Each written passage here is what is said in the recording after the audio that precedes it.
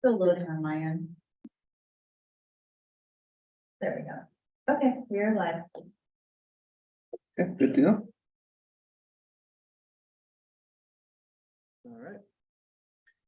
So I am going to call our August 28th meeting of the Altadena Library District Board of Trustees meeting to order at 4:38 p.m. Trustee Andrews is not able to join us today. I will start as always with our land acknowledgement. The Altadena Library District acknowledges its presence on the traditional, ancestral, and unceded land of the Gabrielino Tonga peoples. Altadena is located on the stolen homelands of the Hahamunga tribal band. The traditional territory of the Gabrielino Tonga is referred to as Tongangar, which includes the areas currently known as Los Angeles County, Riverside County, West San Bernardino County, parts of Orange County, as well as the 4 southern Channel Islands. Entities such as the U.S. government and non-native settlers have subjected the Gabrielino Tonga peoples to historic and continuing injustices, including genocide, forced displacement, and cultural and linguistic erasure. Altadena Library commits to learning, educating, and informing its staff and residents of present-day Altadena about the rich histories, vibrant communities, and culture of the Gabrielino Tonga people, present and past, through our collection development, resources, and program offerings. Item number 2 on our agenda, do any of the trustees have any proposals to reorder any of the closed session items? Hearing none, can I get an adoption of the closed session agenda So moved. in a second? Second. All in favor? Aye. Aye. That's unanimous. Do we have any public comment on the closed session items? We do not. Okay, nobody here in person. So with that, can I get a motion to convene the closed session? So moved. Second, all in favor? Aye. Aye. So we will move to closed session at 4:39 p.m. and hopefully be back here before too long.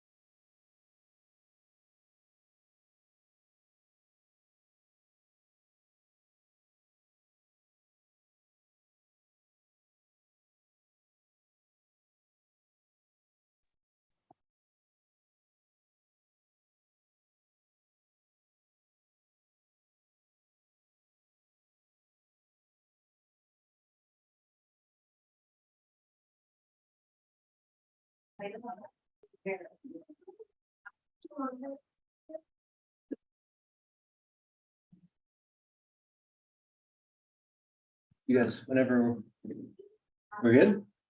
Okay, cool. So I'll call us back into session at 5:24 PM.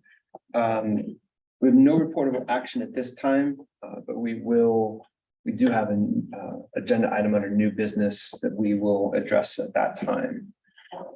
So on the consent calendar, for the approval of minutes, just so folks, we have to do two, so we have the June regular meeting and then we have the July special meeting. So did anybody notice any corrections or changes that need to be made to either?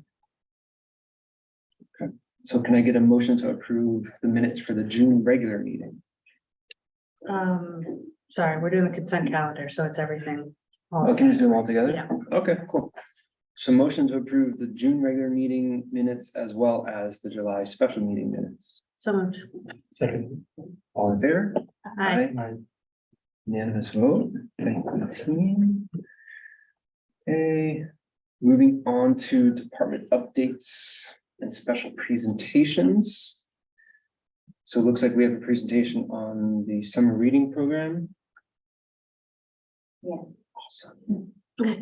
And as always, I like the new thing you guys are doing with like the consolidated stats that looks all fancy. And then as usual, we'll open the floor to any comments from the board. Do you want Ashley to present? Yeah, you ready now? Oh, yeah. Okay. Okay. You got lots of bragging to do.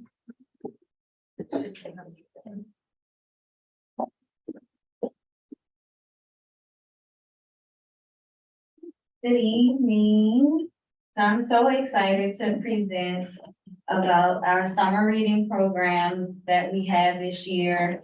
This felt really good, like all around, even the planning of this year's summer reading. We had a debrief meeting last week, and the entire team across the board were so excited and proud of what we did this year and just commented on how great it felt. So numbers aside, it was about how we felt. But since we do have numbers, we're gonna talk numbers. So overall, we saw an increase of 70% of people attend our program. And we had such a great variety of programs this year, things we don't typically do or you expect the library to do. We had hula hooping, Tai Chi, all sorts of crafts and activities. We did have the usual children's performers like magic shows and puppet shows and those things. But we also got out into the community a lot more this summer, and those numbers are reflected here as well. Our Bean Stack Challenge got more activity than it did last year, especially with people completing the challenge. So numbers were up across the board in completion. We also had 41% more active readers. So we went from 291 to 412 people that actually were logging their minutes and reading. We also did a community reading goal this year, which we tried to do last year, but we just didn't get it going in time. But this year we set a goal of 250,000 minutes read across the community. And I'm happy to share that we exceeded that by 31,000 minutes. And that is all ages contributing their minutes to this goal. What else would I share? I will say that although last summer we did have a lot of teams participate in the summer of service, which was fantastic. We really wanted teens to also know that they can read too. That was not a component in last year's summer reading because we focused on the volunteer hours, but this year the teens actually had the highest reading challenge completion by any age group, which was phenomenal considering teens. That's probably not their thing to read over the summer, but just happy to report that they did. And aside from stats, as you see all the numbers here, again, I just want to go back to how it felt to plan the program. So we spent 10 months planning the program, meeting once a month. And we also did a lot of cross-departmental programs where we had staff from adult services partner with someone from youth and family services or someone at Bob to offer programming, which was exciting. We also had some after-hours events at Bob that were really well attended.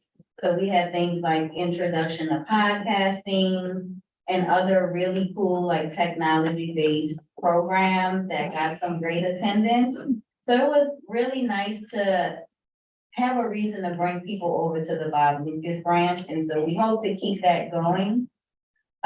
We got a lot of good feedback from patrons, so at the end of the summer, we put out a end of the summer survey just to see if our patrons enjoyed the activities and the programs, and they all were excited that we had one program that works for all ages this year.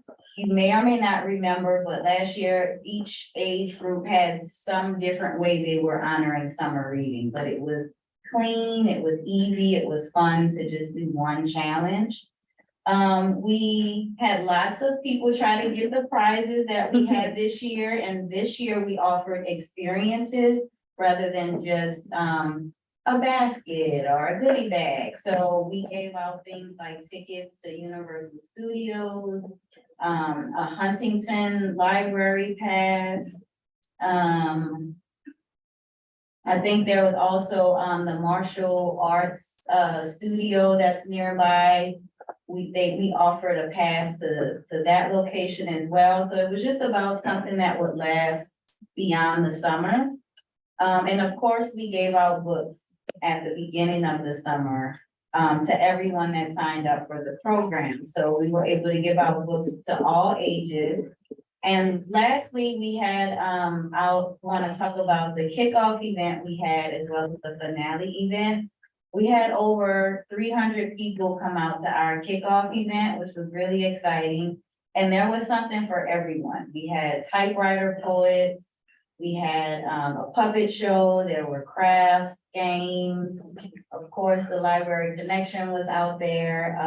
The only thing we will change next year is that everyone wanted to use the library after the event, and the event was from 2 to 4. We closed at 4 on a Saturday. So we had a really fun time trying to get people out of here. However, it was a really fun experience to plan that together. And then we ended the summer watching School of Rock, which I'm embarrassed to say I hadn't seen the movie before that night. But I stayed and I was able to connect with patrons, staff, and volunteers who worked the event, and it was a really great movie and opportunity. So all good things to say about this year's summer reading program, and we're already starting to meet monthly again to plan the next one. So thank you. That concludes my debrief on summer reading. So what's the difference between a typewriter poet and a regular poet? The typewriter poets bring typewriters out there, and it's kind of like an on-demand poem that's So they do poems for people. yes, Oh, shoot. yes. Okay. And they're a really great group because even though we had only contracted with them to stay for a certain time, their rule is that they don't turn anyone away. So the party was over. Little did they know, Altadena. Like, are you sure you want to do that? So we were, like, staff were cleaning up and they still were typing on. Oh, Like 5 new people, carpal tunnel that day. Yeah. Wow. Any other questions? Yes. So what do you think that you all are gonna attribute, like, when I looked at this is like 113% increase, like, where are you attributing the increase to? Was it the bright, beautiful brochure, you think? Was it more PR? Like, what do you think brought people out or engaged people in this process this summer versus summers past? We did receive a ton of feedback about the brochure and how easy it was to go look under the different categories and see all of what we had for gardening, all of the performers, like all in one place. So I think people were able to mark their calendars a little bit better, because we did receive a lot of feedback. Please do it that way again next year. So I think it was that, and I do think it was the variety, like we played around with where this year instead of most things being here in the community room during a set kind of standard time. We went outside of the box and we had events at Remainders. We, like I said, we did more at Bob Lucas. We did it after hours so that we caught people who were getting off from work. We did more on the weekends as well. There was at least 4 things happening every Saturday, which was kind of crazy, but still offered a variety for families. And that was another thing. It was more family programs. So even like the hula hooping, the Tai Chi, everyone could do it. And it wasn't where you had to pick and choose which family member this could appeal to. Yeah, I will say that I did like the, I remember having a conversation with one of the librarians in the past about diversity in terms of like, not just about diversity of books and, culture, but also thinking about when people could attend events, right? Like I work 9 to 5 and may not be able to attend, if it's during the day. So I really did appreciate that this summer and being able to go to be able to actually attend different events because they were at different times of the day. So that was really cool. So, Yeah.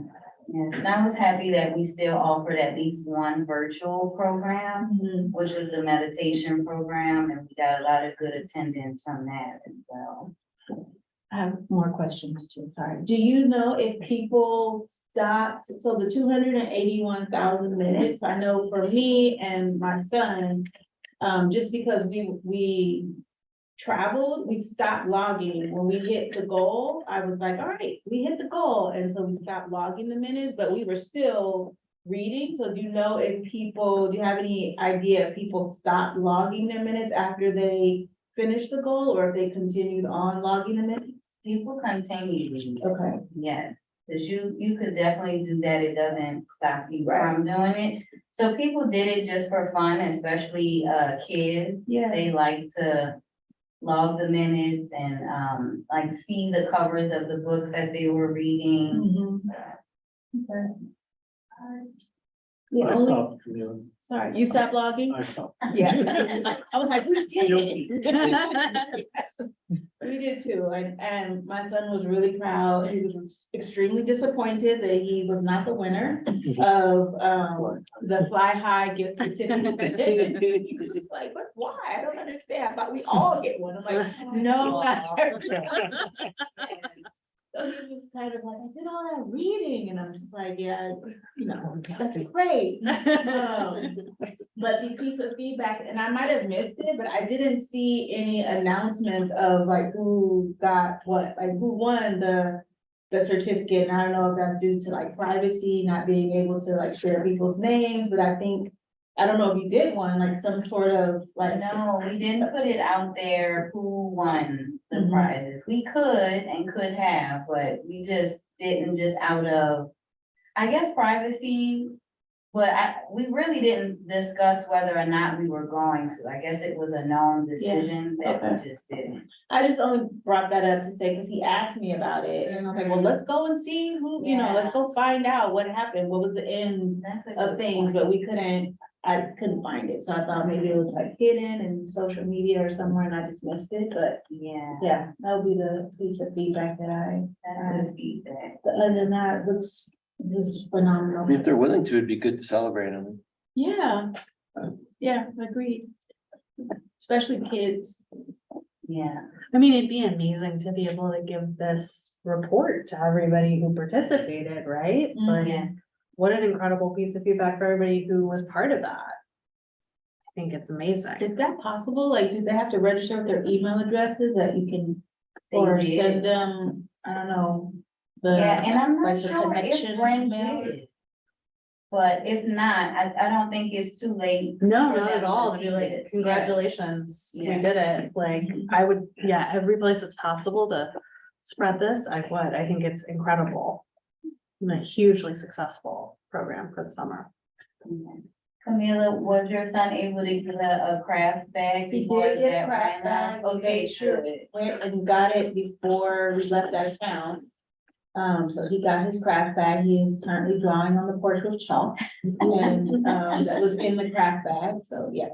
Yeah, because my kids had a hard time knowing that one child was gonna get the big prize too, so that's why we really pushed the craft bag, so that's good. Yep, he was excited to come here and get it and pick it up. Cool. Any Other other feedback? questions? Thanks for the feedback. Thank you. I think they're handing out craft bags this week too, Okay. right? They are. Yeah. As long as they've got sidewalk chalk. We also got a really cool book, sorry, when we went to go pick his book for signing up. Yeah, we got a really cool book that was about Muslims, so we didn't know. We're like, oh, what a cool chapter book. It was just like a random book that he chose and it was really cool. Great. Yeah. Any questions or comments from the trustees on the departmental reports? Just letting you know, there is a community member in the chat who is possibly would like to make a public comment. I know it's late beyond the agenda item, but I did let them know I was going to bring them to your attention. They haven't responded to me yet, but I did let them know I would. What item do they want to comment on? A non-agenda item. Oh, got it.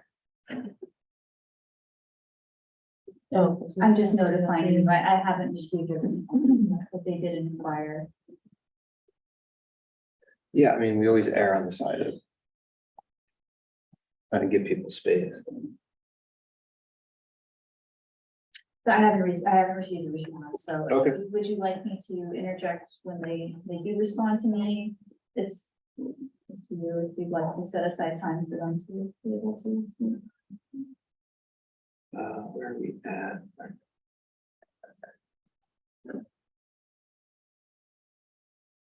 And I would say like do it, if we're gonna do it, I would say in between agenda items. Yeah. Instead of like interrupting. I'll Yeah. continue to monitor. and see. Okay. Yeah. I just wanted to highlight, the Bob Lucas report, our first graduate from the Smart Horizons thing, like, I didn't even know, like, yeah. Like that's, and I love that, like, he was willing to be public with it too, right? Like, hopefully provide that kind of inspiration, but yeah, that's really cool. So if there's no others, then we have our official reports from support groups. I have Anita here this evening. So for the foundation, it was just yes, there's no report. I know from the friends, there's no report. There is foundation report and Anita is here. Oh, she is here, okay. Hi, good afternoon, everybody. Great to see you. Can everybody hear me? Very much so. Okay, great. Oops. I don't think it's on your end, don't worry about it. Sorry about that. I'm actually, it's kind of hard for me to hear you a little, so I'm hoping this works okay. But anyhow, so on my report, I had a few items, and I just kind of want to briefly go over them. We had been in the works of a phone call campaign with our donors at the foundation, and we completed that in July. It was very successful. We basically just took a list of all of our supporters since inception and started calling everybody and having great phone calls. It was really a great experience, very eye-opening, and I think we might have even had a possible candidate for a board member that came out of it. So it was very good to make just phone calls to our donors and just touch bases with them. In addition to that, we also did have a donor appreciation event. It was called the Gathering, Gratitude Gathering, and it was at one of our, actually at the McNally House. I'm not sure if any of the trustees were able to make it, but, oh, good, thank you. Yeah. Oh, good. And yeah, unfortunately, I was not in town, but I heard it was just an amazing event. So it's such a great venue to have that kind of event at. And it was just really special that we got a chance to personally thank everybody for their contributions to the foundation, which in turn is the library. And we're just thrilled that we were able to do that and hope to have that kind of event on an annual basis going forward. So I believe there was like over 120 folks there, which is amazing that we were able to personally say thanks to everybody. Is great. And then just wanted to share that we're also in talks with the Pasadena Community Foundation, and we're trying to work with Jennifer Duvall in terms of helping us get some speakers who might be able to help us at a small breakfast talk about plan to giving and ways that donors can potentially give to us. So Jennifer has offered her person to help us do that. And basically now it's just a matter of getting a date on the calendar to have something. We're thinking at maybe the Altadena Country Club. And just to get people, maybe just plant the seed in terms of long-term giving and estate giving. So something that I think is very simple, but I think people don't really exactly know how to do that. So we're hoping that by doing this, that we can at least plant that seed and then get that person talking to the right person at the foundation. So it's an exciting opportunity. And I know that we don't have a major gifts department or anything like that at the foundation, but it's just, again, just about planting the seed, and hopefully it turns out into something. So one of the things that we're also working on right now is updating our administrative procedures. Those are kind of archaic. They haven't really been updated in a while. And we are we have a 2 task force. So one right now is for that. And then the other one is to help us hire someone. So we had an employee who was part-time and she is no longer with us. And it wasn't exactly it was a hard thing to have somebody part-time, because really we're asking for someone to work between 10 to 20 hours. So most people don't want to work that minimal amount of time. So we're just trying to rethink this, and even looking at the job description and trying to figure out if we really need a manager or if we need more of an administrative person, because there's a lot of stuff that need to be updated. So we have those 2 task force going right now, and we're hoping to have all that wrapped up by the end of the year. And with that being said, I'm not sure if you have heard the news yet, but we made the very difficult decision to cancel our Taste of Dena this year. And it's basically just a matter of not having the support of staff. So, it's become such a fun and popular event throughout the years that it was very hard to make that decision, but we wanted to make sure that we did this event right. And then also that we are maximizing the event. So just looking at the numbers, 1/3 of our revenue from the event, or 30% of what we ended up making from the event was basically from the wine, which is great. But it doesn't really justify how much we're spending on it. So it's a high dollar amount event to have for such little profit. And so with that being said, we couldn't necessarily take some of the tedious things out of the event without a staff person. Most importantly, the silent auction, which is, a big moneymaker when it comes to that event.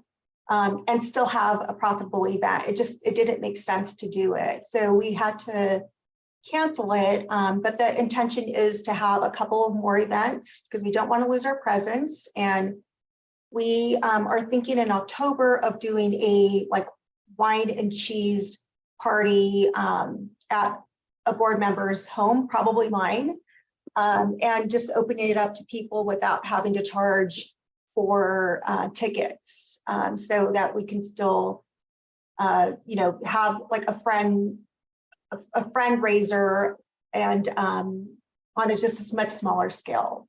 So we're hoping to do that in October sometime. I need to coordinate with Nikki to see what her calendar is like with the library, and we can pinpoint a date.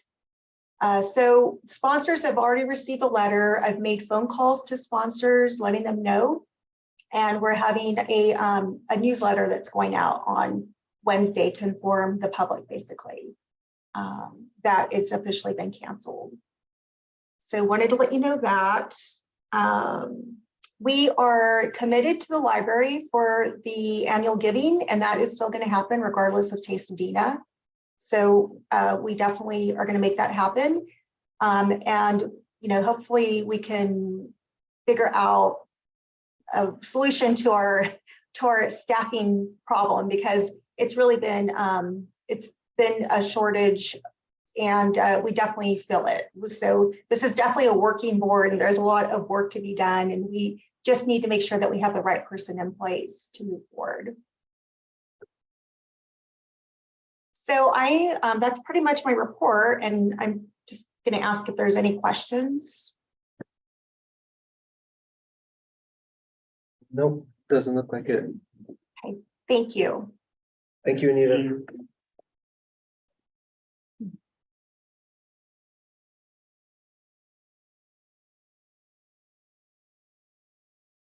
Anybody know anybody that wants a part-time job?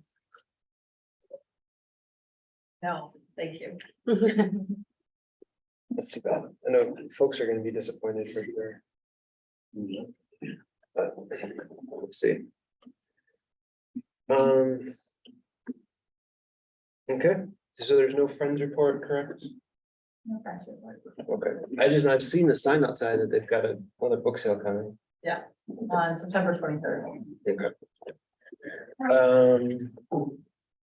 So I guess the next is on to you, Nikki. All right. Good evening, trustees, members of the public, staff. It's been a very, very busy 2 months, especially as it relates to staffing updates, hiring. So I am happy to share that we have 3 new library aides that have started in the last month and a half. Interestingly, Sandy, who started with us in May, is our senior library aide at this point. So, we welcomed Caitlin Flores first back on July 11th. I'm really excited to share that she was an avid teen volunteer for us. So I think it's really cool when you can bring a teen volunteer onto staff. So excited to have her on board. She helped us a lot with Second Saturdays, so we immediately put her on that team to help out because she has a good perspective, doing a great job. Secondly, I'd like to introduce Anna Kalinka. For those of you that saw the summer reading program poster that was selected, it was hers. So that was kind of a cool coincidence in bringing her on board. She, in my report, I shared that she moved to Altadena in 2002 as a newly married mother. And the first place she visited was the library when she got to town. So she's an avid library patron. A lot of the staff know her. So it was really fun to bring her on board as well. So she's delighted to be part of our staff here and has also been a wonderful addition. And then 2 weeks after that, we also welcomed Carrie Lynn Hawthorne. Her and her son are both avid library patrons, visiting the library all the time. So again, staff were familiar with her. She's a writer and mother from Pasadena and currently an MFA candidate. So good for her. So again, really excited to bring these new library aides on board. And from what I understand, they're figuring out new ways to streamline processes with the library aides. So this is the first time we've had 4, correct? So when Ben Isom left, he was working 19 hours a week for us. Now we're bringing library aides on at 12 hours. It makes it a good job for college student, high school student, or someone who just wants a small part-time job. So now we have 4, which is great. We did sadly, one of those vacancies was with Gabriella Ortiz leaving. She was with us almost exactly a year today.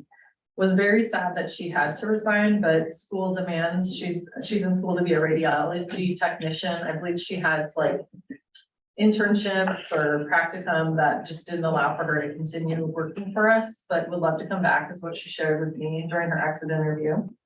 At the same time, on the same day, which was the day we were all wearing pink for the Barbie movie too. We wish Giovanni Guzman well. He's a Pasadena high school student that was here with us for about 5 weeks through an internship program through USD. So it's great to have him on board. And then just within the last 2 weeks, we also said goodbye to both Isaac and Derek, who were our first ever library interns through our new internship program. Isaac's last day with us was the 16th and Derek's last day was last Friday. They were both here for 10 weeks, working 15 hours a week. I did do exit interviews with both of them. They both shared that they thought the summer internship makes sense. We weren't sure if it's something like we should run throughout the year, but it, they actually had time to focus in between semesters. Did feel like the amount of time, the 15 hours a week for 10 weeks was a good amount of time to get an overview of whatever specialty that they had chosen. So I'm really excited about it. It was our first try at an internship program, and I think it was really successful. All of our interns said they would love to work for us, so we encourage them to check out the employment page as time goes on. So in terms of hiring, we had our vacant information technology specialist position and looked at first review of applications back in July. Our external panel held interviews about 2 weeks ago. From there, we moved forward with top candidates. This one I left off the rest of what I was going to say. So last week, David and I completed second round interviews, and I'm really happy to share that we offered the position to someone, and we'll hopefully be able to tell you who and introduce them next month. So hooray, David will have a second IT person besides himself. We're also going to continue to recruit for our vacant adult services manager position. I am very pleased to share that we had some pretty strong candidates of late. So rounds of interviews have been done. And again, hopefully we'll have some great news to share next week as well about that recruitment. Just a reminder, it's been open since pretty much the beginning of the year. So would love to have that person hired and on board soon.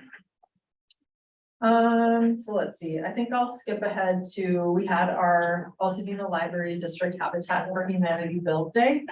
That was basically like 2 days after our last board meeting, which it feels like a million years ago at this point, but I did want to share that we had 28 Altadena Library District staff members, including our 2 interns, which was pretty cool. They got to help. It was basically like they started and were like, okay, now you're going to help us build a house. So thank you so much for allowing us to close. I think it was a really great team building day for all of us. I spent most of the day on the roof, which I really liked. My legs didn't, because roofing means squatting, in case you didn't know. Yeah. I squatted probably like 1,000 times that day, it felt like, along with Catalina. Huh? It's amazing for your lower back too. I'm telling you, yeah. Where's your legs work? Oh, look at you, Diana. Well done. I was just like 2 days later, I could barely walk, but we did finish the roof that day, so we take full credit for the roof. Yeah. In case you drive by the house. Yeah, because we did the whole thing, right? Yeah. So I did include several pictures. It was great. If you've never volunteered with Habitat, I highly recommend it. And when they say they'll find something for everyone to do, it's true, like of all levels and abilities. So really great organization for us to work with. And again, we fundraised over $6,000 towards the house, so I love that. As you saw in the 77 pages of department updates, we've had a ton of amazing programs this summer. I highlighted just a few in my report. Previously, there used to be what was called open studios. It sort of died off during the pandemic. I remember meeting with them right before the pandemic.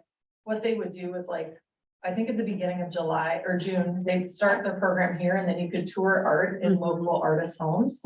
Oh, yeah. So the Alta Arts Collective the Alta Arts Group is basically the new version of this.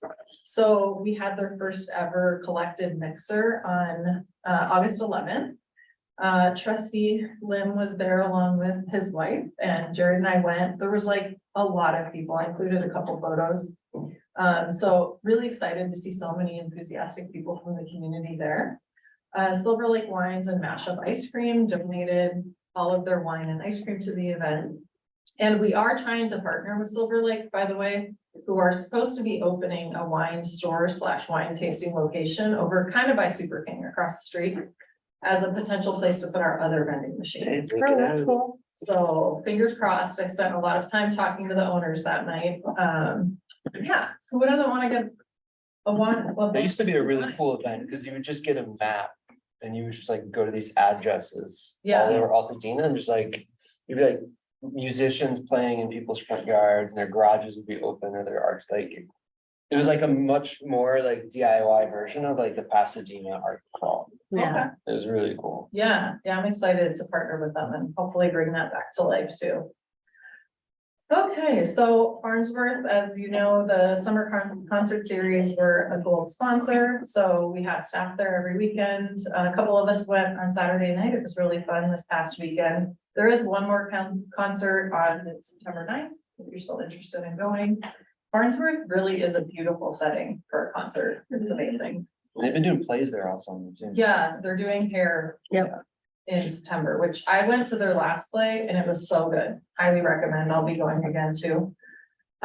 We also we're invited to the Rotary sponsor dinner on July 29th. So I attended that where we got another proclamation. I'm building up a big stack of those in my office. And then just this past weekend, was it the weekend before? I can't remember anymore. Repair Cafe came back. Wildly popular event, and a little birdie told me a couple days before that Assembly Member Holden would be here.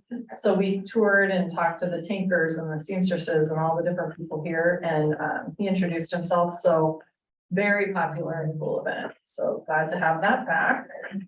And then on page 70, I decided to do statistical totals for you in case you were curious to look at the cumulative numbers since the fiscal year ended.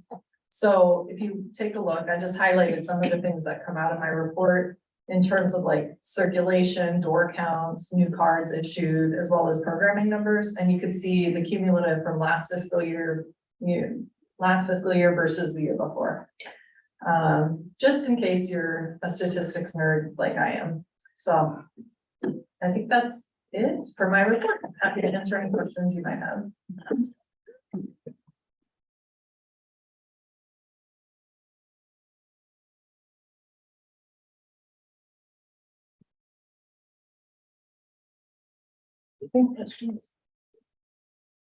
Good for being so detailed. I know, I feel like I talk you guys to death and then you're like, I better not ask any questions.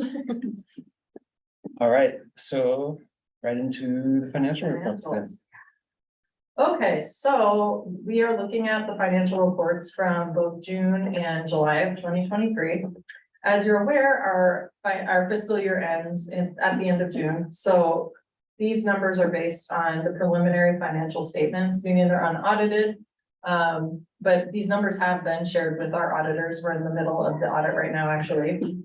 So looking at the numbers for the 100% of the fiscal year, year-to-date revenue was $4,458,697, with year-to-date expenses at $3,930,250, which means we had a net income for last fiscal year of $528,447, which will go into reserves, which is awesome.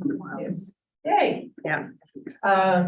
So the district received greater than anticipated property tax revenue due to conservative fiscal forecasting that we do, as well as increased interest revenue due to investments with class.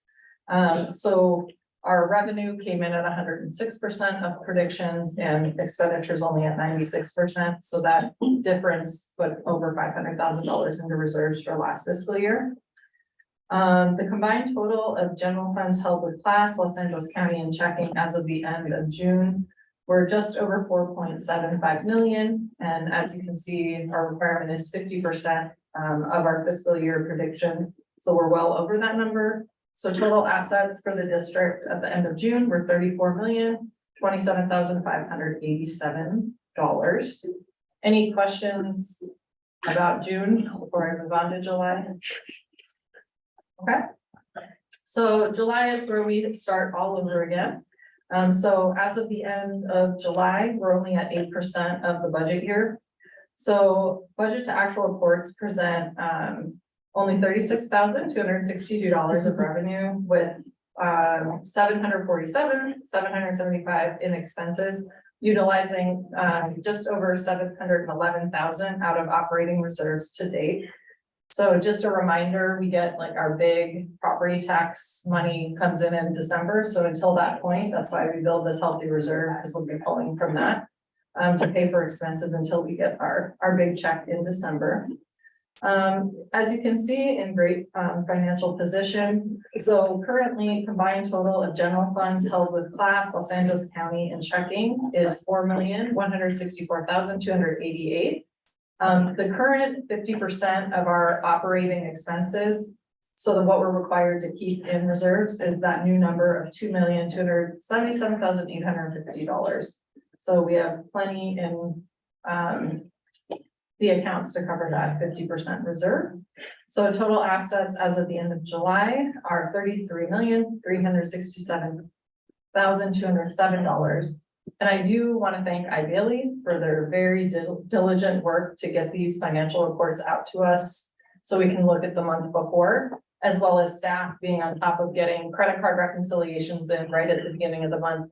It's a very delicate process, making sure everything gets submitted so that we can produce these by the meeting. So thank you to everyone who helps with that, and our staff accountant, Yvonne Green, who stays on top of it too. Happy to answer any questions. I've got a question. Sure. And so obviously we're required to have, 50% of our operating budget in reserve.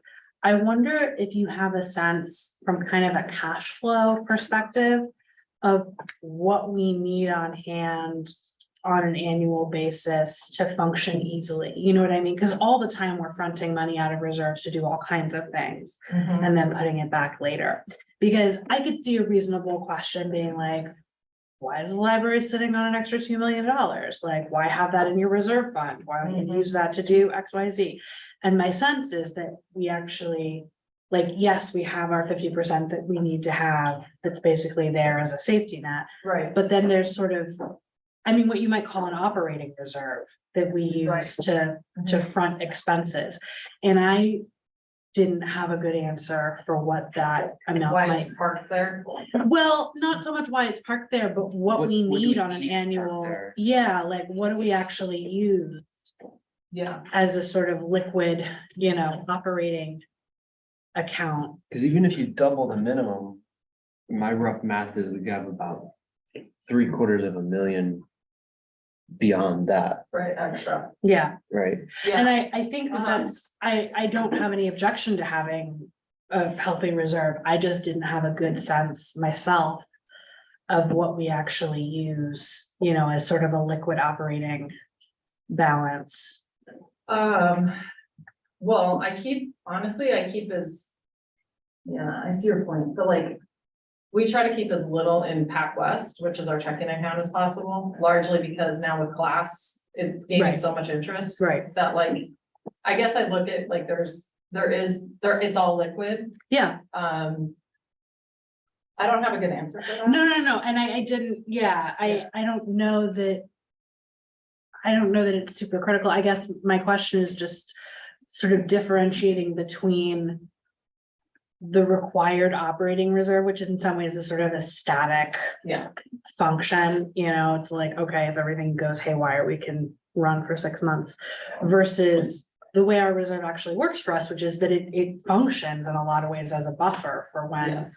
property tax money does or doesn't come in. And so I was just thinking it might be helpful to have some sort of explanation as to like, how much on an annual basis do we really need in there, especially as going forward, we think about things like having some sort of capital reserve Mhm. fund, you know, if we have another year where we end up with an extra $500,000. Should that be funneled someplace? Do we Right, have right. some thoughts about where that should go? So I don't know the answer to that, but I would be really interested to know if it's a question we can start to answer. Yeah. Yeah, it's definitely a question for Bailey, Yeah, for sure. and I will let you know. Thanks. Mhm. That's it. Everything else looked good. Comments from trustees? I think the next actual report is the facilities committee, Katie. Okay. I don't know that there's anything that's really changed since the written report. Hang on, I'm just double checking. I think we're basically in more or less the same position. Yeah. So we are, the only thing that I'll say is we are talking with town council to try to get our Bob Lucas CUP in front of the land use committee, probably in October. Is that right? Yeah, September. we said October, We right? said October for the For land what, use sorry? committee, CUP, October, right? Oh, we're hoping to have it by the end of October. Yeah, by the end of October. So that's the goal. But yeah, everything else is sort of ticking along, but I'm happy to answer any questions if folks have any. Any questions on the construction projects? I just had a quick one on the school usage. Yeah. Getting movement. I didn't see, did I miss it? We're continuing to aggressively investigate it. Yes, no, we have, and I know Nikki and Jonathan met with a rep from PUSD today. So the challenge, I think, is that they are trying to work out what their facilities plan and Measure O usage is going to look like, and how that may or may not intersect with our goal of hopefully using some PUSD space as well. So I'm hopeful that by the time we get to probably not next month's meeting, Okay. but in October, we should have a little bit better clarity on that front. But yeah, I am also anxious for a solution on that, Yeah. Yeah, agree. Others? Okay. So unfortunately, Terry couldn't be here tonight, but I appreciate, as always, his detailed government liaison report, especially his updates on the broadband issues. I know we've been talking about that for quite some time. I do know they're kind of getting towards the end of the legislative session, so I think we'll know sooner rather than later where that falls. We have no unfinished business. Oh, I do have the comment received. from Oh. the community member. It was emailed to me and I offered to read it on the patrons behalf. Sure. With that here. Yeah. Yeah, perfect timing. Okay, so this comment is from Dr. Jim Godino. His message is, greetings trustees, thank you for taking my brief comment via Ms. Theodoros. On behalf of my 92-year-old mother, a very low income senior in her home, properties in Altadena bought by a family 70+ years ago. Let me follow up my testimony to the trustees in May 23 and CFD committees in July with concerns of my mother and family about the fairness of the current Measure Z property tax implementation, especially the current criteria for low income exemptions and its impact on seniors, especially low income seniors and others in Altadena. Property owners and those who rent, who pay those to landlords continue to feel the larger impacts and increasing costs for living in Altadena, disproportional to any cost of living adjustments. Given that 2 years of implementation of Measure Z has happened, I requested that the trustees authorize a careful evaluation of the current implementation to assess how implementation might be modified to decrease the monetary impacts on seniors and others like my mom. So let me keep that request alive and ask how such a request might move forward by the trustees. This is a reasonable request. I hope you will seek and listen to the voices of those impacted. Thanks for listening. Jen Godino, born and raised in Altadena, in support of strong library programs. Kindly, Dr. Well, if he's still listening, thank you for your submission. Okay. So first action item under new business. Review and approval of the district director's cost of living adjustment action item. So I'm making a motion to grant the district director the same COLA that has been granted to the library staff retroactive to that effective date. Do you have a second? Second. Do we have any further discussion? Okay. All those in favor? Aye. Unanimous. Thank you, everybody. Next, under new business, and this is informational, starting on page 97, operational plan mid-year update. I'm assuming Nikki. Okay. Thank you so much. So crazy to think we're already at the end of August, actually, but we asked the management team and staff to update our operational plan for 2023 to reflect where we were at through the mid-year, so June 30th. As you can see, with several pages of response starting on page 98, I thought I'd highlight a couple of the things that we've accomplished in the first 6 months of this year. Again, thank you to the management team and staff for all of your feedback. So a couple of highlights are we replaced 4G hotspots with 5G hotspots as high demand items of the library of things. They are checked out most of the time. So, and I know the 5G work faster. So thank you to David and staff for getting that done. Thank you. Oh, yeah. I've actually used this at work because I've been having some recent debates with employers that want to move certain things like completely online. And I use our own statistics here, and I'm like, you do like, don't be assuming that everybody has internet at home and everybody has smartphones. It's like, and I've used our own statistics about the demand for the hotspots to be like, you can't. You know, And even when like internet is spotty, it's so funny when internet goes down here, which doesn't happen that much, but like everybody's scrambling to find a hotspot that will hopefully be working, you know? Yeah. So yeah, they're definitely a high demand item and glad that we were able to bring those as well as all of the amazing things of the library of things on board. I also have tonight a professional development consultation services RFP going before the board to hire someone. I've had it on our operational plan for a few years to create a customized performance evaluation system. So excited to bring on a consultant to help us with that.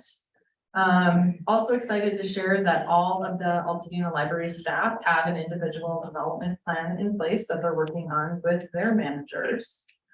We deployed Niche Academy, which is an online platform for training. So this is included the ability for us to assign training to staff. So if, let's say, somebody isn't able to attend some type of training, we can record it and then assign it to them so that everybody is getting the same foundational knowledge with training. Also, when we have like all staff meetings or other meetings that are recorded, you can then assign those to staff members as well. So just making sure that everybody's getting the same information.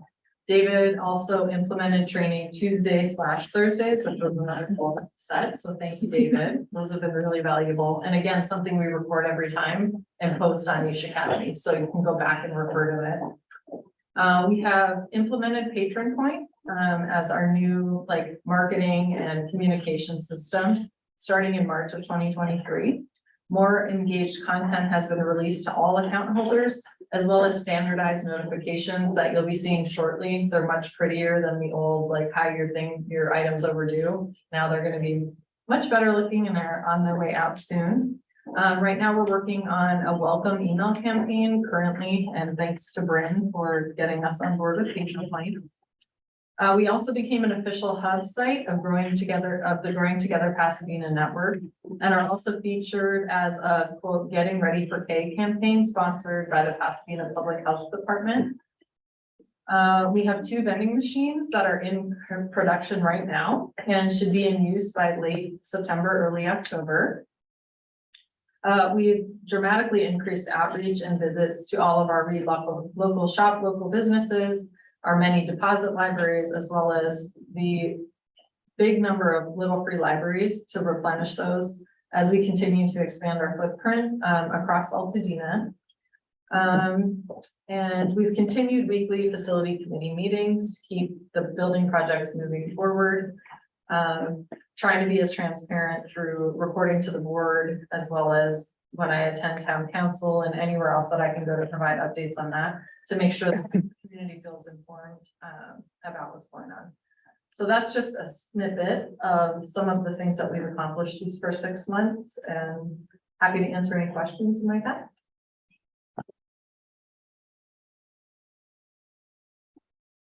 I just want to say that I love the operating plan so much. I love the goal, the evidence, like how are we measuring it? Here's what happened. It's so good. It's so smart. It works really well. It's easy to understand. It's excellent. Every time we get an operating plan update, I get excited. I love to brag about it too. It's really good.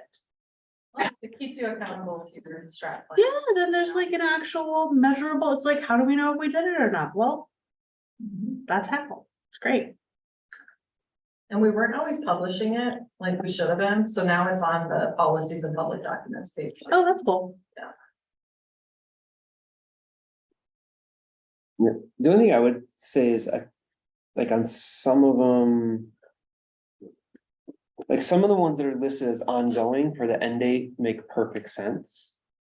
But I feel like there might be some opportunities in some others to try and set like some goal as far as like a completion date. But I also think just to Katie's point of like feeling good about all the stuff that's being accomplished. There's also some on there that I feel like you could put like completed. Yeah. Like, Yeah. you know what I mean? It's like very, like when you read the thing, it's like, oh no, this is actually already done. And it might be a little nitpicky, but Yeah, you're right. Like on some of the like building stuff, you could have an end date of like, 2027 or whatever. Oh, I was like, really? Eventually it will be over. but even in like the staff training day, right? Like the training itself is ongoing, but like you accomplished the goal. Right. Yeah. Like it's been Yeah. implemented. Yeah. Right? Yeah. I don't know. I'm like I a think it- to-do checklist Yeah. person. I have to cross it off so it no longer Like, exists, or it doesn't feel like it got done. Yeah, I was gonna say there's a certain level of satisfaction of seeing check marks or, completed tasks. Yeah. And I don't know, it just does something that reinforces the idea of like, work is clearly being done, right? Even if it's someone that, if it's a situation where it's like where they call it too long, didn't read, but they scan it and they're like, oh yeah, they did this and this and this and this. Yeah. So, yeah, I agree. I love crossing things off. Mhm. Fully. Yeah, we've seen your board. Okay, other comments? Cool. Next under new business, this is an action item regarding RFP. I'm assuming Jonathan.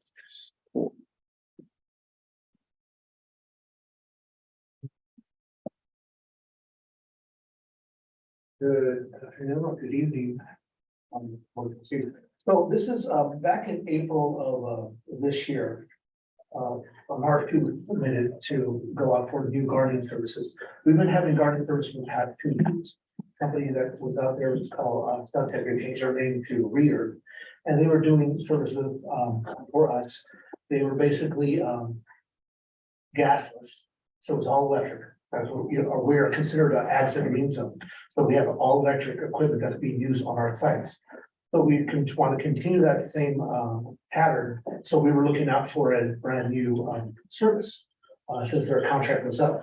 So we put out an RFP in April this year.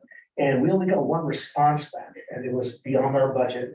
So we decided after talking with Nikki and also with Carlson, getting some information. We gathered and I resubmitted the RFP back in June of this year and got submission back in July. We got 2 responses. Now the 2 responses, The winning bid was a company called Four Seasons. They met our budgeted amount, which we were gonna, what we applied for this year. For the next 2 years. Four Seasons met all our landscape requirements. They have battery operated equipment. Check their references. They've been used by the City of Pasadena for tree services. They've been used by Forest Lawn for their services over there. They've been doing other companies abroad that around the area. They've been around for about over 30 years. They have a team of 75 employees on there. And they just by talking to them, and when they came over, we did a walkthrough with one of the companies that came to visit. And one of the companies, they were asking pertinent questions. They looked at our facilities, they looked at our site. They're very concerned about both places, especially because this RFP is for both sites, for Bob Lucas and for here in Maine. And when Bob Lucas does happen to be closed down during that time, they will be able still to maintain what they can. But if they're not able no longer to go over there to Bob Lucas, they will spend the rest of the time over here until we go on to these purposes. So they will be a total of 4.5 hours, 3.5 hours at Maine, hour there Bob Lucas, and when I said it starts, they will be going over here, spending the time in this side. The monthly fee will be $2,000 a month, $24,000 a year, and we will put this under our gardening landscape maintenance number is 7220. And so I just recommend if you will that we hire Four Seasons Landscaping to do our services. We have any questions? Brandon, are you Yes, sir. concerned about like the split? It seems like the Bob Lucas, I think it was like, 150 out of the 2,000 or something. Is that in line with what you expect the level of effort to be? It's 2,000 for both sides. Right, but the split for Bob itself was really small, Right. and I was just wondering if you had any thoughts on that. Well, because basically over at Bob Lucas, the most of it is natives and Right. basically just maintaining the native plants there. There is no need for, they've gotten to the point where watering is very, very minimal. If that. So it's just maintenance, it's just maintaining all the shrubberies put into place, pathways are clear, and that's just simple cleanup, and that's basically it. And can you remind me what was the previous value for the previous contract? The previous contract that we had was, well, first when no one applied for the first back, yeah, back then. So what we were paying it's different, it was a different amount, but we were paying close to, and they were just doing, we got one site and they were just mowing well, basically. And that was basically about $194 a week. So it ended up being about, 800. yeah, Okay. but this is a lot more work. They're gonna be they're also maintaining our irrigation system. They will be maintaining our irrigation system and looking over that. If anything happens to it, they will take care of it. We've been doing it ourselves. We've been maintaining our irrigation ourselves, but sometimes it takes a lot of time. And so I'd rather have someone that is more professional on that to do that.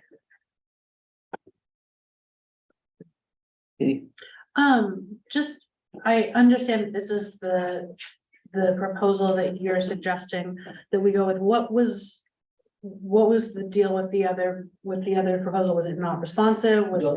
The other proposal, it was $55,000 a year. Okay, Yeah. More than. so it was just too expensive. And, Okay, but it's all, and they're well known, and they're well known. You'll see them out here because they work for the county. Mhm. They do other stuff. They're well known. Four Seasons is also pretty well known too. You see their trucks around here doing a lot of work, especially in the city of Pasadena. They do a lot of things too. But the other company, they have over 800 employees. okay, so just out of Yes. budget range. Yes. Okay, Any questions? Okay. So can I get a motion to approve? So Second? Okay, all those in favor? Aye, I, and that's unanimous. Thank you, team. Thank you very much. New business item D, attendance and paid leaves of absence policies. I'm assuming Nikki. This sounds like lots of. There we go. So it's been a long road of updating the attendance and paid leaves of absence policies. As my report points out, when I got to Altadena in November of 2019, we did not have an attendance policy at all. So we ended up drafting one based on doing research with other attendance policies, and that was passed in September of 2020.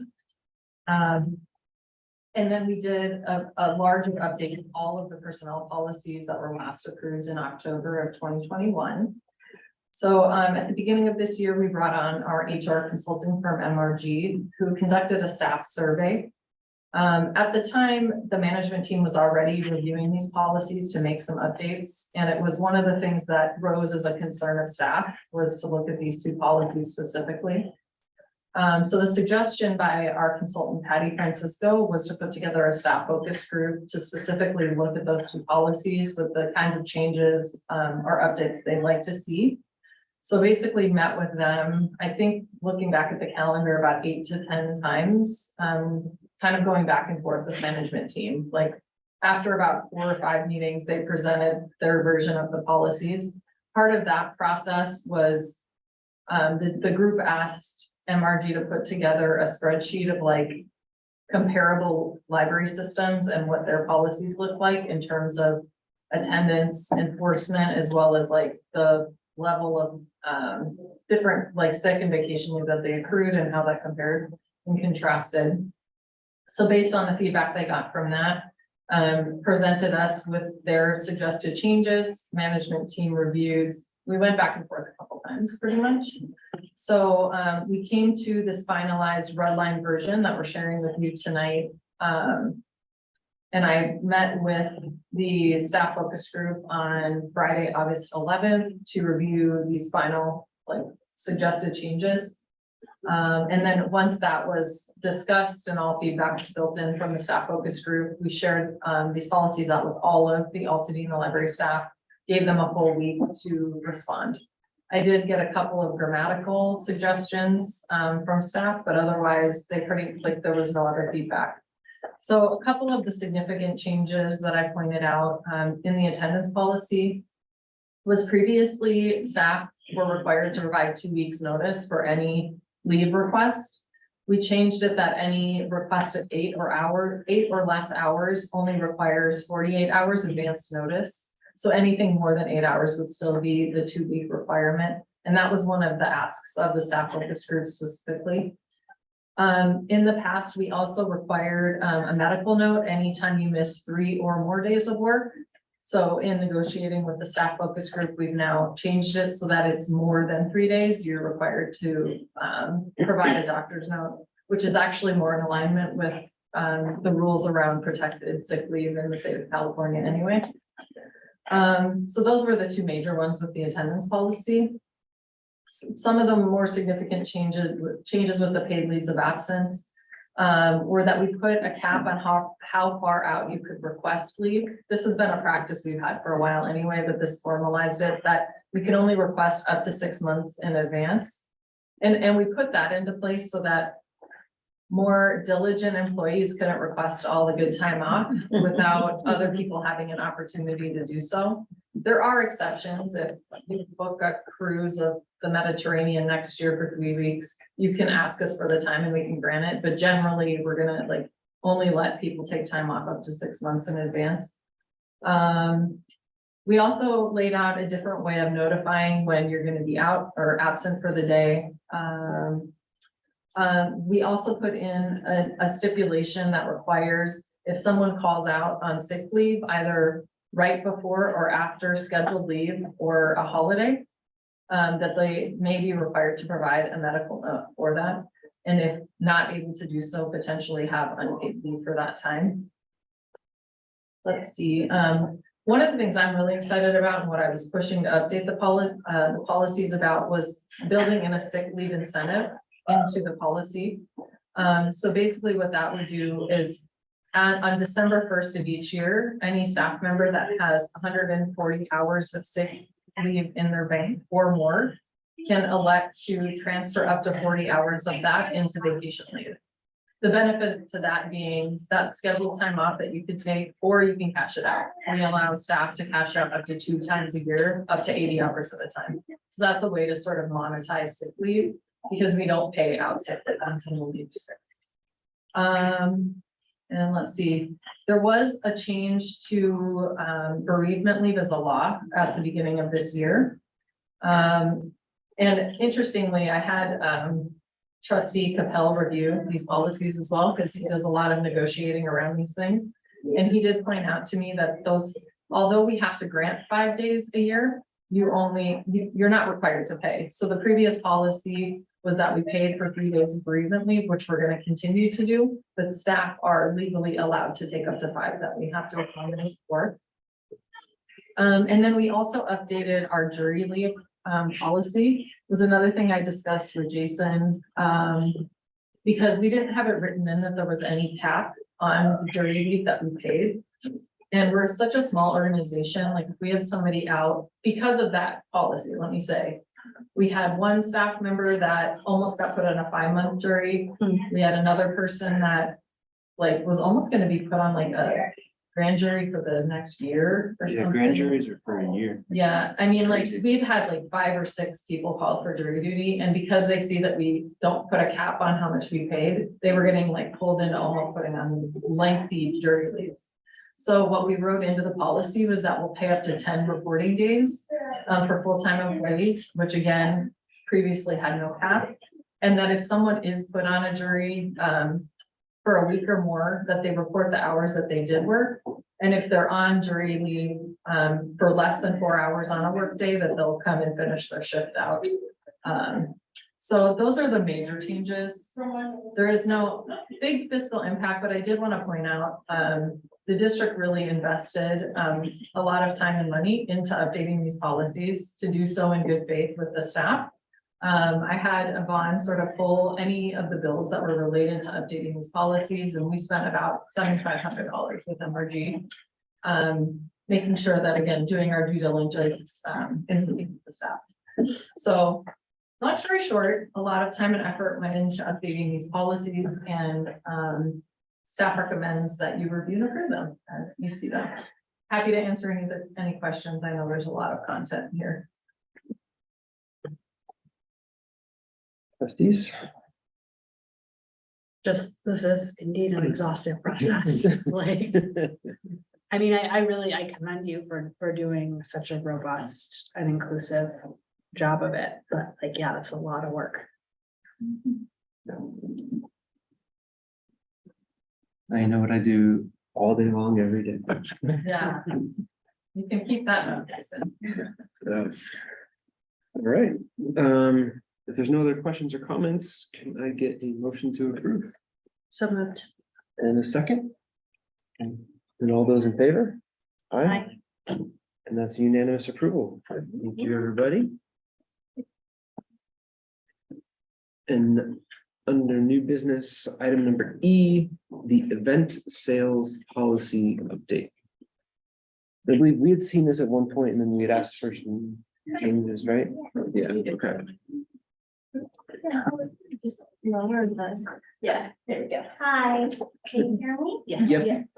Hi, so I am bringing back the event sales policy update that was brought in the June board meeting.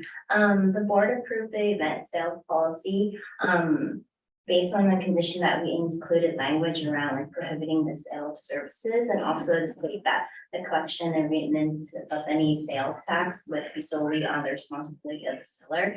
And we've included those 2 additions in the sales segment of the policy. And the board is asking me to approve it. So did we actually approve it last time, like Yeah, I think so. dependent on these changes? So Yeah. do we need to vote it again or no? I mean, Might as well. might as well. You don't, you could say we've already done, but you may as well just. say it. Okay. Yeah, we had an event right after that we needed a policy in place. So we Yeah. said we bring back the changes. Sure. Are there any further questions or comments? That was a lot last time.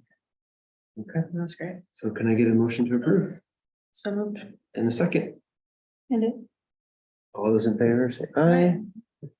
It's unanimous. Thank you, everybody. I'm here for the next policy. Oh, look at you. Awesome. Get you Knocking 'em a out. stool up there.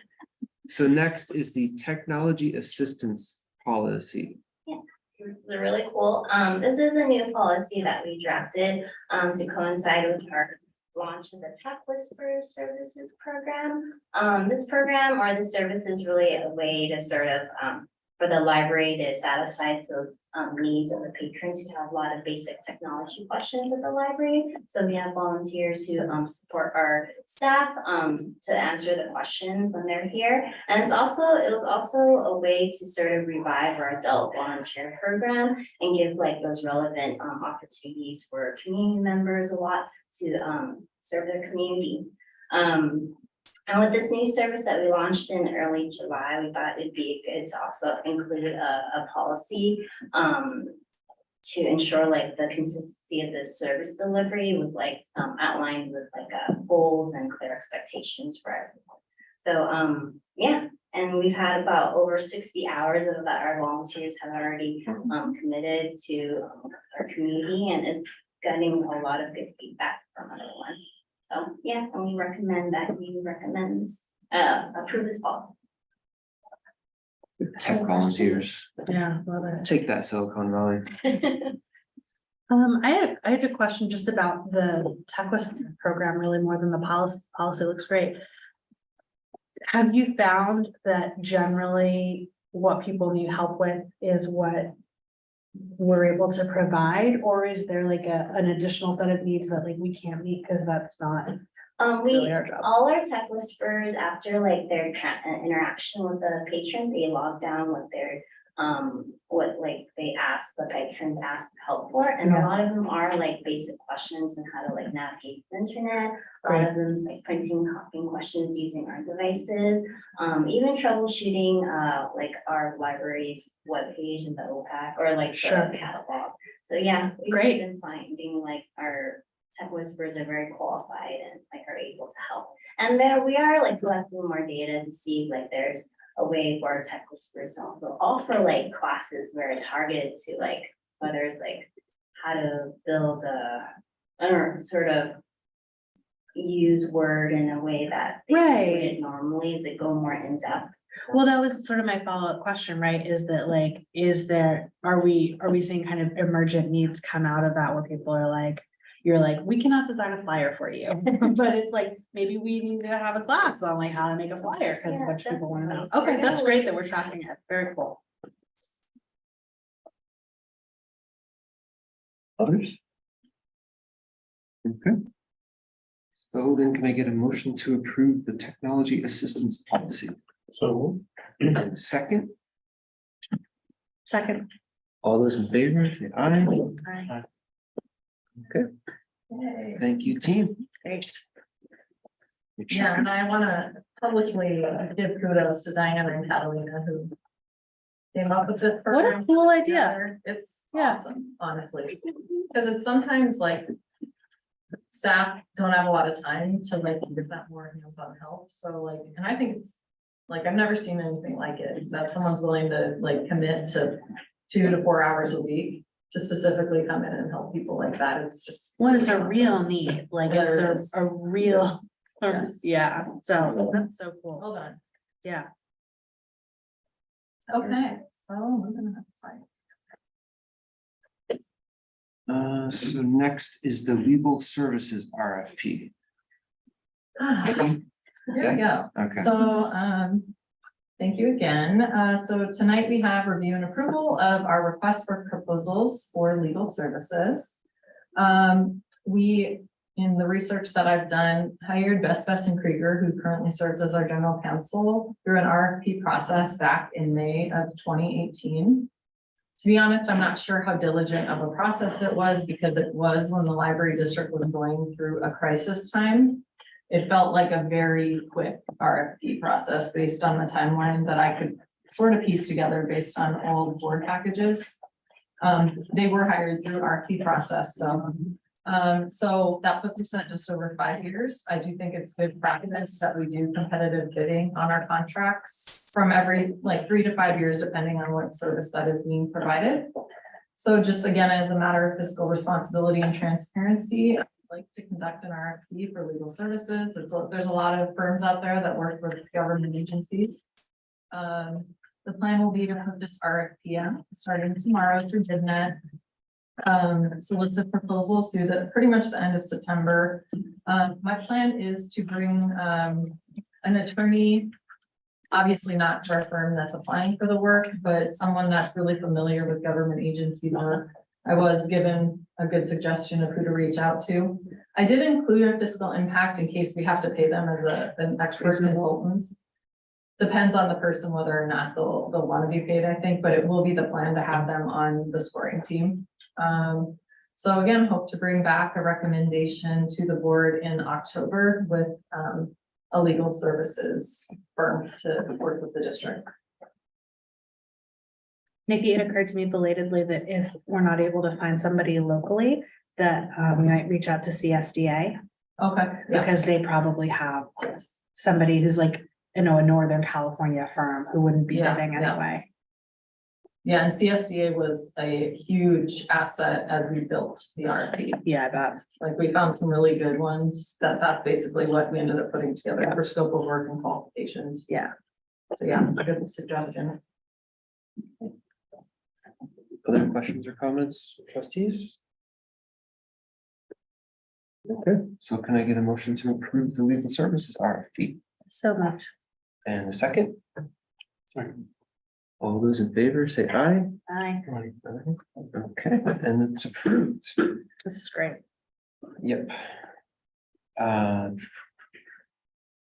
So next is the professional development RFP. All right. Oh, okay, so love RFPs. Here's another one. So, approximately 2 years ago, we went into basically an engagement letter with North Star Consulting, based on a recommendation from our assistant director at the time, who had done some work with Jennifer Hoyle, who's the owner of North Star Consulting. About a year ago, we kind of like re-upped her contract, but at the time the board asked me to bring this back the next time to hire professional development services as an RFP. So I do want to say in the 2 years that we've been working with North Star Consulting, I think it's been money really well spent. We really put a focus on staff development, staff engagement, organizational health, and worked really closely with North Star to implement the individual development plans.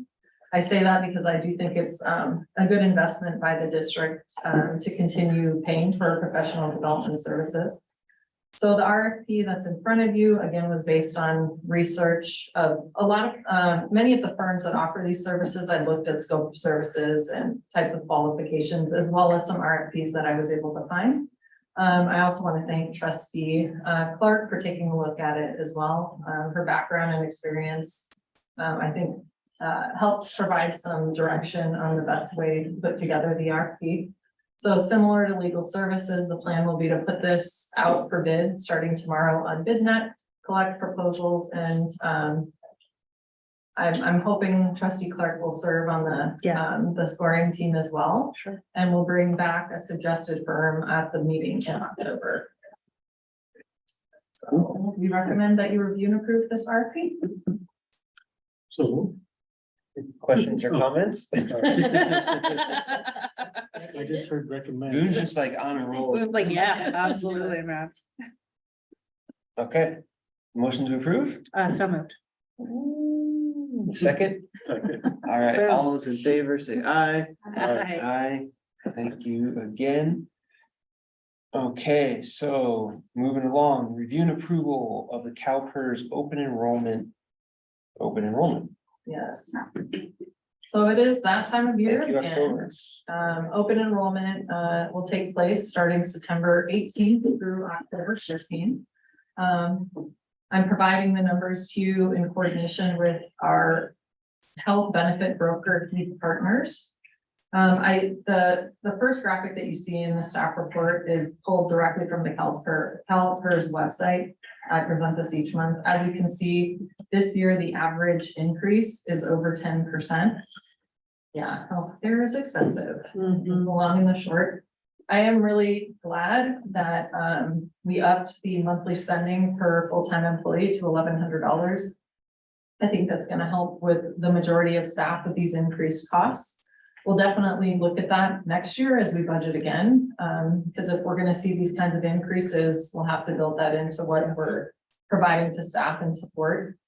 I believe the first couple of years I was here, it was only going up like 3 to 5%. So over the last 2 years, there's been quite an increase. They're getting all their COVID money back. Jason knows a lot more about it than I do. So in terms of fiscal impact, let's see. Yeah, I provided the difference from last year to this year with, there's approximately a $40,000 increase with us upping our contribution to $1,100 per month for the 21 staff that are enrolled.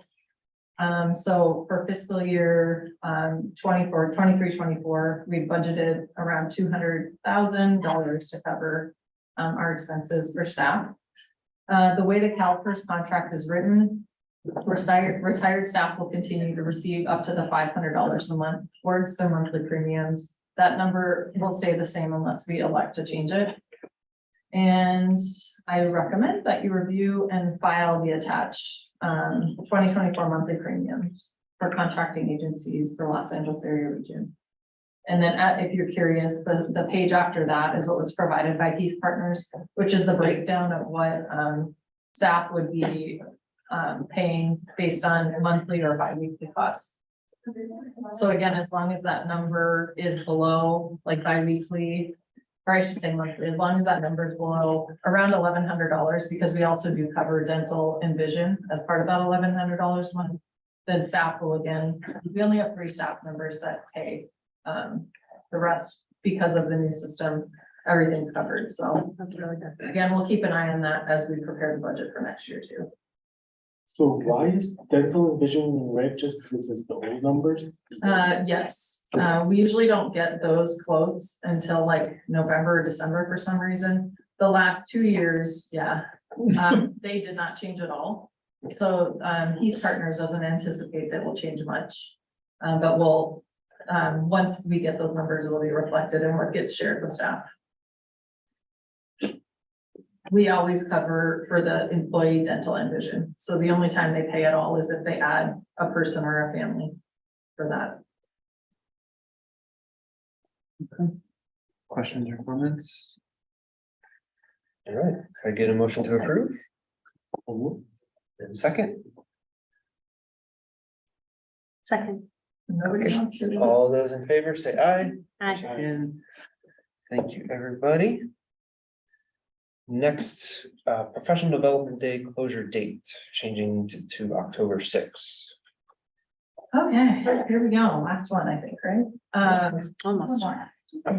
Who's gonna do that one? Oh, Catalina's taking the next one. So recently in talking to the management team, like it's almost October, which is when we do our staff development day. We were like throwing about ideas of what we wanted that to look like this year. And I don't remember who, but someone had a genius idea of going. Ashley. It was the whole team. Field trip. Yeah, it's such a good idea in light of like us looking at design and what's coming up. So we're not exactly sure what libraries that we're gonna identify and visit, but the plan would be to get out and see at least a few. And we're also gonna The play Marina Del Rey Library is freaking gorgeous. Marina Del Rey. It's like all glass right on the beach. Okay. So Their rub it in. tax rates, I'm just they saying. got a little different from ours. Well, no, it's county. It's a county. Oh, They host a lot of like events and stuff there because of where it is. Yeah. Yeah, so when we were talking about it, because we typically close staff day on what's considered Columbus Day / Indigenous Peoples' Day. largely, as I've explained to others when they ask me, because people assume we're closed anyway, so it's not a bad day to close. But because of that, there's a lot of libraries that are going to be closed, so we thought we should move it. We looked at what day was best for staff as a whole and are recommending that we change from October 9th, which is a Monday, to the previous Friday. So we can accommodate more staff as well as libraries that are open, so we can visit them. We've also played with the idea a little bit of like breaking out into teams, depending on like, you know, what specific groups might want to look at. It may not be that we take everybody everywhere, we're not sure. We'll figure out the logistics, but that'll be the plan this year, and yeah, I think Sounds cool. a field trip might be fun. Sounds fun. It sounds really fun. So we're asking that you approve us, and of course, that means we would be open on October the 9th. And we'll just be closed on the 6th for staff development day. Any other questions or comments? So just so you know, NEP Robotics, I think one of their team activities was to go to Monster Jam. Letting you know. Oh, so maybe Honeybee Monster Jam. Robotics will sponsor a Monster Jam. There you go. Yeah, they can send all of our staff to Monster Jam. Okay, all those, can I get a motion to approve So moved. in a second? Yes. All those in favor? Aye. Thank you. And one last new business item. I know we've talked about this in the past as well, but a support letter for the San Gabriel Mountains Master Monument expansion. Yes, unfortunately, very busy with us, this evening, but he did draft this, lovely letter. That would be sent to the President of the United States requesting, support for adding an additional 100,000 acres, over 100,000 acres to the, San Gabriel Mountain. So this action item was discussed in the last meeting. It's basically just, everyone's agreement that this would get signed and sent out. Just showing that the library is in support of this initiative. As local representatives. Yeah. Yep, that's right. Okay, questions or comments? Thank you for writing a really nice letter, Terry. Yes. Yeah, lovely. Yeah. Okay, can I get a motion to approve? So moved. And second, Second. all those in favor? Aye. Thank you for approving. Do we have any governance items? Believe so. Do we have any correspondence? No? Okay. From the trustees or staff, any proposed future agenda items? None? Okay. With that, We'll remind everyone that next month's meeting's on a Tuesday. Oh, what? Let's double check. What's the date for next month's meeting? It's the 26th. The 25th is Yom Kippur, I believe, so we scheduled for the Tuesday, the 26th. Got it. Also my birthday, so That's right. I knew. Okay, I knew so we we wouldn't should get get meeting. You're the Mm. 25th, right? I'm just making it. Yeah, right. We did it for that reason. That's why. No, no, no. It is the high holiday. No, that's right. Okay, the 26th. Got it.